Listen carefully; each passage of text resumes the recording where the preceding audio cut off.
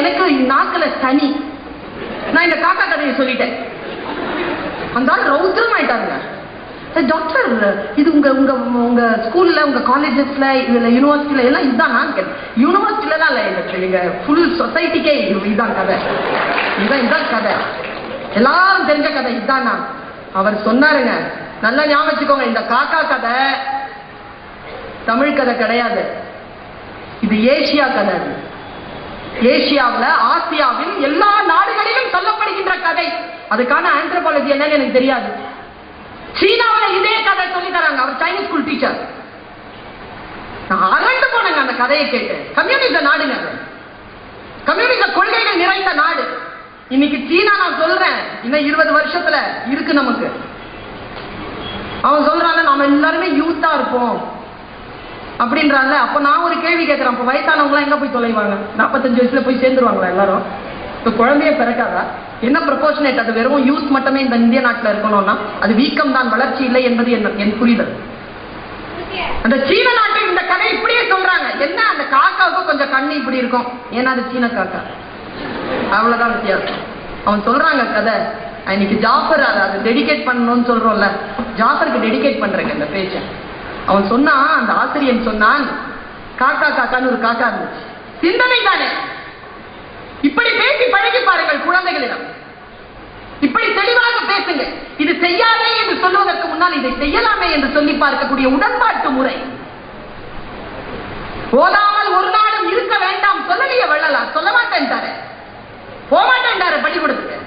எப்படிப்பா சொல்லணும்? வேண்டாம் வேண்டாம் நான் சொல்ல மாட்டேன். பின்ன என்ன சொல்லணும்? வேணும் வேணும்னு சொல்லுவேன். நீயே சொல்லு. அப்படி எப்படி சொல்லுவேன்? உள்ளொன்று வைத்து புறமொன்று பேசுவார்தம் உறவு கலவாமை வேண்டும். உடன்பாட்டு முறையில பேசு. என்ன சிந்தனை பாருங்க. நான் சொன்ன கதை, காக்கா காக்கான்னு ஒரு காக்கா இருந்துச்சா, அந்த காக்காவுக்கு பசிச்சுதான். அந்த பசிச்ச காக்கா நேரா பாட்டி கிட்ட தான் போயிருக்கு. அந்த ஊர்லயும் பாட்டி வடை தான் சுட்டுருக்கான். நேரா போய் உட்காந்துச்சான். நம்ம காக்கா என்ன பண்ணுச்சு? திருடிச்சு. நீங்க இன்னைக்கு நான் பேப்பர் திருத்திட்டு வந்திருக்கேன், 1 வீக் தான் ஆச்சு. யூனிவர்சிட்டி, மெட்ராஸ் யூனிவர்சிட்டியில யாராவது தமிழ் பேப்பர் எழுதி இருந்தீங்கன்னா ULCA கோட் நம்பர் எடுத்து அந்த கொஸ்டின் பேப்பர் பின்னால பாருங்க. இதே கதை டிரான்ஸ்லேஷனுக்கு BA BSc வந்திருக்கு. இதே கதை. ஆனா என்ன, அந்த காக்கா திருடினது கேக்கு, ஆனா திருடுச்சு. இங்கிலீஷ் காக்கால வடைன்னு சொன்னா எப்படி எழுதுறது இங்கிலீஷ்ல? அதனால டிரான்ஸ்லேட்டர் அதை கேக்குன்னு எழுதியிருக்காரு. நிறைய கேட்டுட்டான். காக்கா காலில் அதை மாட்டிட்டு ஏன்னு சிரிச்சுதான். இப்படி முடிச்சிருக்கான் அவன் கதைய. என்ன நீதி தெரிகிறது நமக்கு? என்ன சிந்தனை நமக்கு? சிந்தனை என்ற நிலையில் எதை நாம் சொல்லிக் கொண்டிருக்கிறோம்? இப்ப சொல்றான் பாருங்க அங்க கதை. 3 வயசு பிள்ளைக்கு சொல்லி தராங்க. சீனக்காரன் உலகத்துல இருக்கக்கூடிய எல்லா மார்க்கெட்டையும் பொருளாதாரத்தை எடுத்துனானுங்க கையில. மேட் இன் சைனான்றது ஒரு நாள் அது எவ்வளவு கேவலமான ஒரு விஷயமா இருக்குது. மேட் இன் சைனா பிராண்டா மாத்தினானா இல்லையா? பொருளாதாரத்தை கையில வச்சிருக்கிறனா இல்லையா? நீங்க 1000 அமெரிக்கா, ஆஸ்திரேலியா எங்க வேணாலும் போங்க, அவன் தான் கிங்கா இருக்கிறான். இன்னைக்கு நான் போயிருந்தேங்க ஹாங்காங். 10 கோடி ரூபாய்க்கு கியூல நின்று தங்கம் வாங்கிட்டு போறாங்க. அவன் 10 கோடி ரூபாய்க்கு. சாதாரண உங்களை மாதிரி என்ன மாதிரி ஆட்டு. அப்படி வளர்ந்துட்டு இருக்கு சீனா. நான் பயமுறுத்துறதுக்காக சொல்லல, கொள்கைகள் காரணம். அவரிடத்தில் குறைகள் இருக்கலாம், ஆனால் சில விஷயங்களை பார்த்து கற்றுக்கொள்வது சிந்தனையாக தானே ஆகிறது. கத்துக்கலாமா இல்லையா? பகைவர்களிடம் இருந்தும் சொல்லுகிறார்கள். அவன் சொல்றான் பாருங்க, போய் காக்கா நின்றுச்சு பாட்டி கிட்ட நின்னு. காக்கா பாட்டியே ரொம்ப நேரம் பார்த்துட்டு இருக்கு. காக்காவை கண்டுக்கல. பாட்டி வாய் திறந்து கேக்குது, பாட்டி பசிக்குது, ஒரு வடை சரியா? நேர்மை ஃபர்ஸ்ட் சொல்லி தந்தான் பாருங்க. பசிய கடந்து நேர்மை. பாக்குது காக்காவை பாட்டி. பசின்னு வந்துட்டியா? இரு காக்கா, ஈர விறகு சுட்டுட்டு தர, கொஞ்சம் வெயிட் பண்ணுன்னு. காக்கா பாக்குது, நமக்கு ஹெல்ப் பண்றேன்னு சொல்ற பாட்டிக்கு நாம ஹெல்ப் பண்ணலாமே, நமக்கு தான் கூடு கட்ட தெரியுமே என்று பறந்து போய் காய்ந்த சுள்ளிகளை கொண்டு வந்து போட்டது காக்கா. அடுத்தது குழந்தைக்கு சொல்லி தருகிறார்கள் உழைப்பு. உழைப்பு இங்க பாருங்க. மற்றவர்களுடைய உழைப்பை வாங்கி கொண்டு வடையை சுடுகிறாள் பாட்டி. சுட்ட ஜோர்ல காக்காய மறந்துட்டான். முதலாளித்துவம் சரியா? காக்கா உடனே கேட்குது, ஏ பாட்டி, முதலில் நான் கேட்டது பிச்சை, இப்பொழுது நான் கேட்கிறேன் நான் உழைத்த உழைப்பிற்கான என் கூலி கொடு. தொழிலாளர் உரிமை வாங்கியது காக்கை, மேலே பறந்தது, பறந்து போய் உட்கார்ந்தது, நரி வந்தது. எல்லா நாடுகளிலும் புகழ் பேசுகின்றவர்கள் தானே கவிழ்க்கிறார்கள். புகழுக்கு மயங்காதவர்கள் யார்? பர்வீன் சுல்தானா, நன்றாக பேசுகிறீர்கள் என்றால் எனக்கு கூட தான் முதுகு தட்டு சில்லிட்டு போகிறது. பாவம் காக்கை. ஏய் காக்கா, நீ அழகா இருக்கிய, நல்லா பாடுவே என்றவுடன் ஒரு வினாடி மயங்கியது காக்கை. வாயை திறந்தது, வடை கீழே விழுந்தது. தொழிலாளர் பலவீனம், தொழிலாளர் பலவீனம் அடைந்து வடை போய்விட்டது. காக்கா நிற்கிறது. அதோட கதை முடிச்சா பாருங்க. நம்ம ஊர்ல இவனை என்ன செய்யலாம்? சிந்தனைகளை நிறுத்தக்கூடியவர்களை பார்க்க ரௌத்ரம் வருகிறது எனக்கு.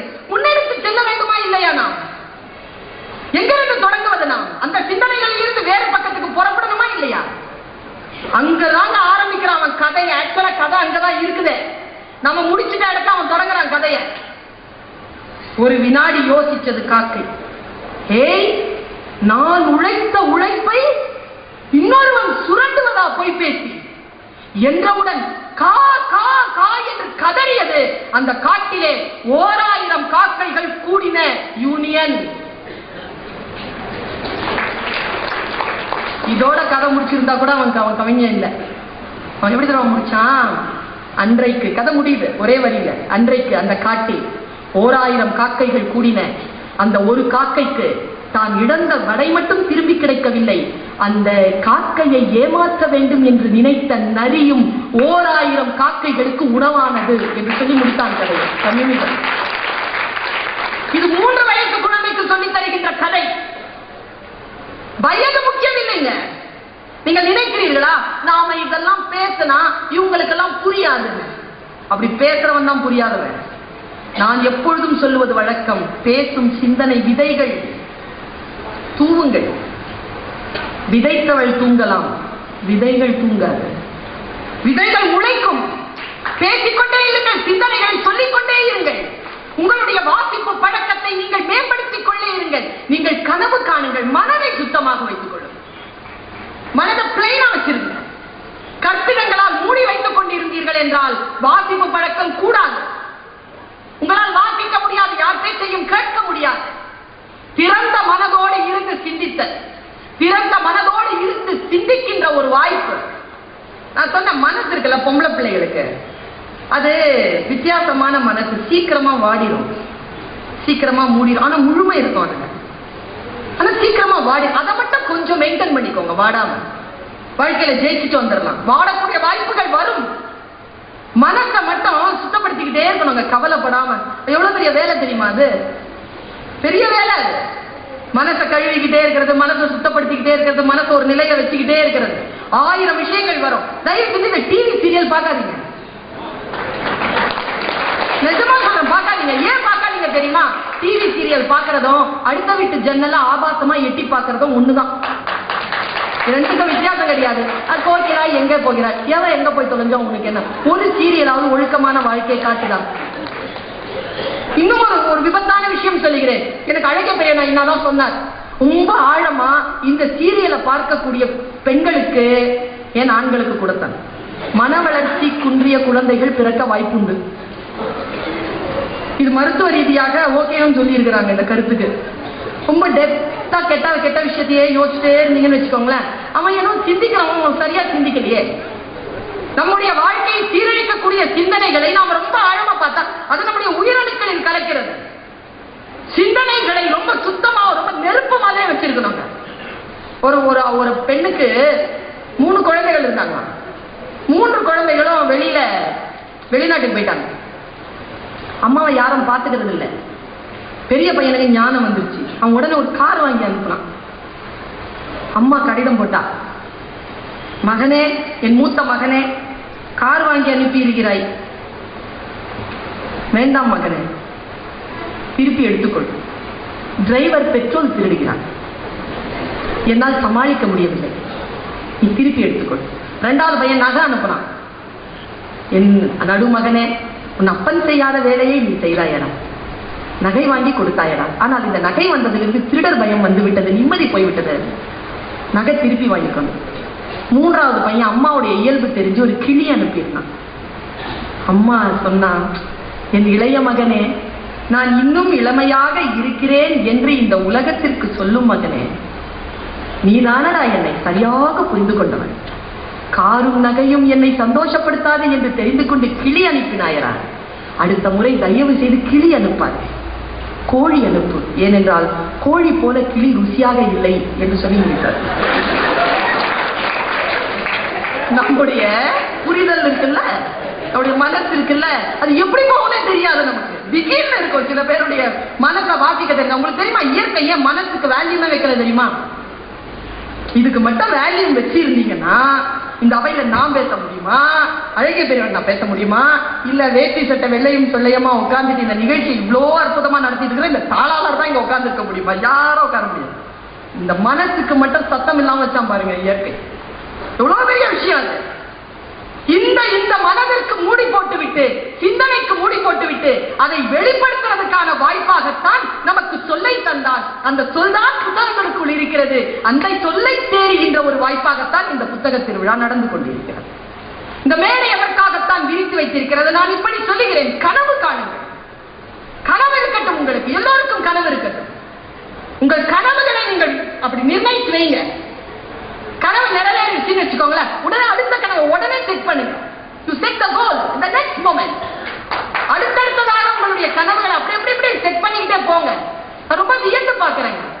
இப்ப முடியவே முடியாதுன்னு சொல்ற சிந்தனை ஒண்ணு இருக்கு. சான்ஸே கிடையாது அப்படின்னு ஒரு சிந்தனை. சான்ஸ் இருக்கு அப்படின்னு ஒருத்தன் சிந்திக்கிறான். தட்டு இருக்கு இல்லைங்க, தட்டை சாப்பிட முடியுமா? தட்டுல சோறு தான் சாப்பிட முடியும். தட்டை சாப்பிட முடியுமா? சாப்பிடவே முடியாதுன்னு தானே நம்ம நினைச்சோம். சாப்பிட முடியும்னு எவன் சிந்திச்சானோ அவன் கண்டுபிடிச்சாங்க கோன் ஐஸ்கிரீம். போட்ட கண்டெய்னரை சாப்பிடலாம்னு சொல்லி கண்டுபிடிச்சான் பாருங்க அவன்.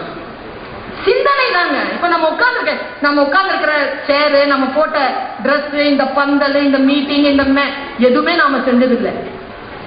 எல்லாம் அடுத்தவர்களுடைய சிந்தனைகளில் ஓடிக்கொண்டிருக்கிறது. நீங்கள் சிந்திக்க தொடங்க வேண்டும் என்றால் உங்களுக்கு சொல் வந்து சேர வேண்டும். நான் இப்படி நினைக்கிறேன். நாம் வாசிப்பாளர்களாக இருக்கின்ற இந்த நிலையில் நமக்குள் இருக்கக்கூடிய படைப்பாளர் நமக்கு அறிமுகமாகக்கூடிய ஒரு வாய்ப்பு நமக்கு வந்து சேரும். நீங்கள் படைப்பாளர்களாக வருவதற்கான வாய்ப்பு உண்டு. அந்த வாய்ப்புகளுக்காகவாவது வாசிக்கின்ற நான் பார்த்திருக்கிறேன். யாருமே வாசிப்பாளர்களே கிடையாது, நான் அப்படியே சுயம்புவாவே எழுதிட்டு இருக்கேன்னு சொல்றவன் யாரும் கிடையாது. வாசித்து தான் தம் சிந்தனைகளை செதுக்கிக் கொள்கிறார்கள். உங்களுடைய சிந்தனைகள் செதுக்கப்பட வேண்டும் என்றால் நீங்கள் கனவு காணுங்கள். கனவுகளை வெளிச்சமாக சொல்லுங்கள், வலியை வெளிச்சமாக சொல்லுங்கள் என்கிறேன் நான். உங்கள் வலிகளை கருப்புன்ற ஒரு கவிதை வாசித்தார். அதுக்குள்ள சில வலிகளை நான் பார்த்தேன். நான் வாசிக்கிறேன், அழகிய பெரியவனை வாசிக்கிறேன், அதற்குள் சில வலிகளை பார்க்கிறேன். ஆனால் அந்த வலிகளை மட்டுமே பேசிக் கொண்டிருக்காமல் வலிகளை வேறு வகையிலே ஆக்கப்பூர்வமான சிந்தனைக்கு எடுத்துக்கொண்டு செல்கின்ற முயற்சி இருக்கு பாருங்க, அது படைப்பினால் சாத்தியமாகும். அந்த படைப்பை வாசிப்பதனால் நம் வாழ்க்கையில் அந்த ஏற்றங்கள் நிகழும். நான் நிச்சயமா சொல்றேங்க, ஒரு பெண் இப்படி சிந்திக்க முடியும். எனக்கு வலித்தான் நான் சொல்லிடுவேங்க. நான் சொல்லாமல் இருப்பதில்லை வலியை. நான் எங்க கத்துக்கிட்டேன் தெரியுமா? என் வலியை நான் சொல்லணும்னு கத்துக்கிட்ட இடம் எது தெரியுமா? ஒரு சிந்தனை எனக்குள் வந்து விழுகின்ற பொழுது அந்த சிந்தனை எனக்கு முன்னால் காட்சியா நடந்தது. என்னுடைய அம்மா 28 வயசுல கணவனை இழந்தவள். வெளியில் என்ன சிக்கலோ தேன் எடுத்து பூசிக்கிட்டு தலைமுடியெல்லாம் 32 வயசுல வெள்ளையாக்கிக்கிட்டான். 4 பிள்ளைங்க அவளுக்கு வளர்த்தெடுத்து ஆளாக்குனா. எங்க அம்மா மூத்தவங்க. அவங்க பொண்ணுலயே கொஞ்சம் நான் பேசுவேன், கொஞ்சம் முகச்சாயில் எங்க அம்மா மாதிரி எனக்கு இருக்கும். அதனால எங்க அம்மாக்கு எனக்கு ரொம்ப பிடிக்கும். எனக்கு கூப்பிட்டு வச்சு பேசிட்டே இருப்பாங்க. அவங்க டெத் பெட்ல இருக்காங்க, நான் பக்கத்துல இருந்தேன். உடம்ப தொடச்சேன். டவல் பாத் பண்ணிட்டே இருக்கும்பொழுது, பெண்களுக்காக சொல்கிறேன் நான், டவல் பாத் பண்ணிட்டு இருக்கும் பொழுது கதவெல்லாம் மூடி இருக்கான்னு கேட்டுச்சு அந்த கிழவி. 87 வயசு எங்க அம்மா சாகும்போது. உடம்பெல்லாம் தொடச்சி விட்டுறேன் நான்.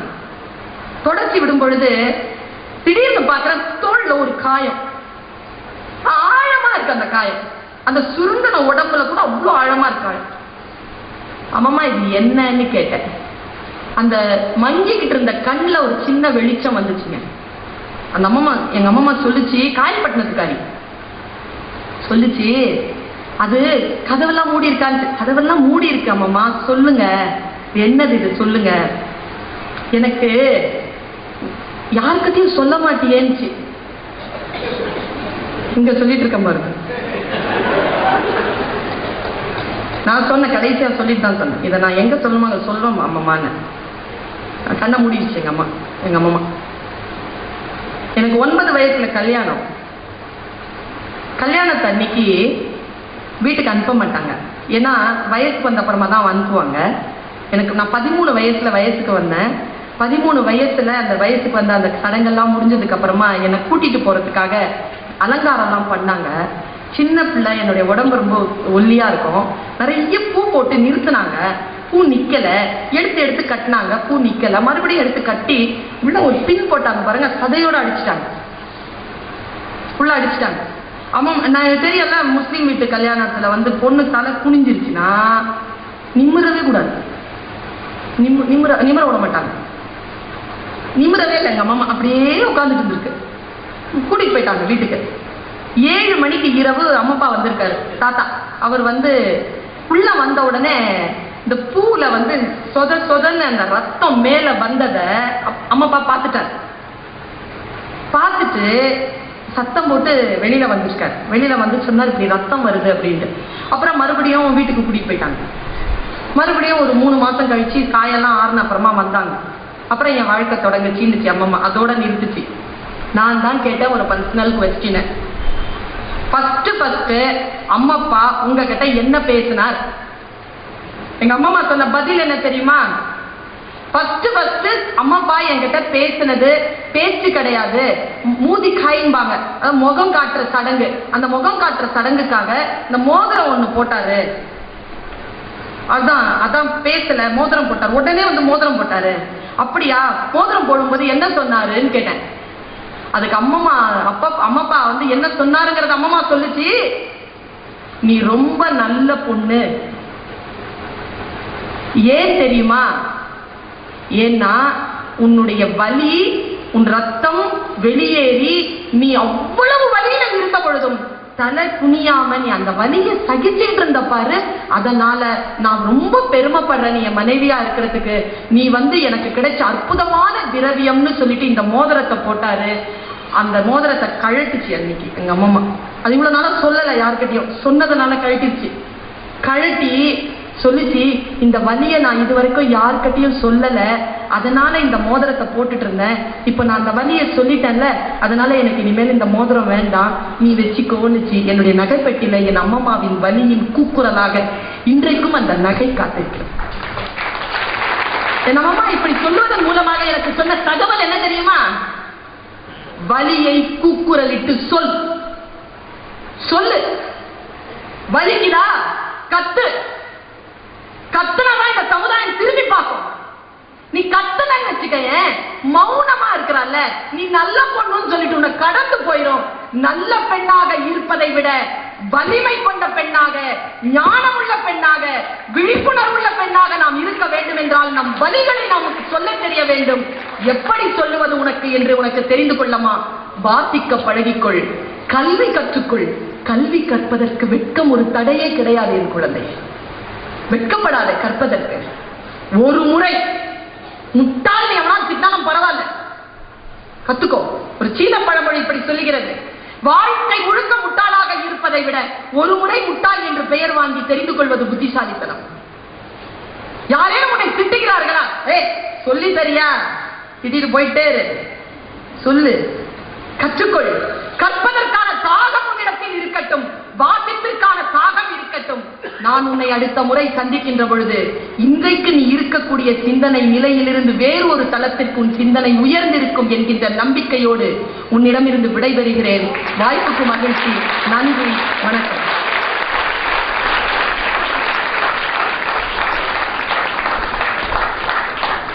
இறுதி வரை அரங்கு காத்த அனைவருக்கும் நன்றி கூறி, பெண்கள் விடுதலை பெற்ற மகிழ்ச்சிகள் பேசி கடிப்போடு நாம் பாட, கண்களிலே ஒளி போல உயிரில் கலந்தொளி பரவி, தெய்வனர் காப்போமே என்று பாரதி பாடிய பாடலோடு அரங்கை நிறைவு செய்கிறோம்.